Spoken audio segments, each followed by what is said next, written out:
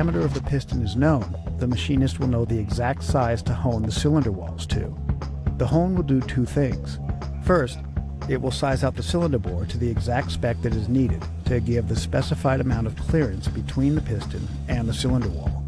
Second, it will leave a fine crosshatch pattern of light scratches on the walls of the cylinder. As the stones go up and down in the cylinders, the machine flashes a light when the stones are at the bottom of the bore, and a meter tells the machinist how heavy the load on the stones is. The balance between the speed of the stroke and the load on the meter is what will return the cylinder to a perfectly straight and round bore. A dial bore gauge is used a lot in the honing process.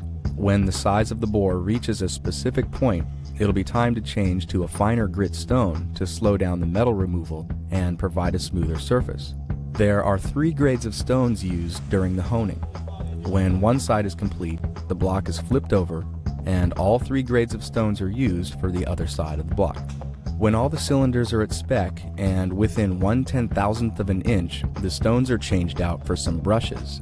The brushes will be run with the honing oil to clean as much of the grit out of the cross hashes as possible before the final wash.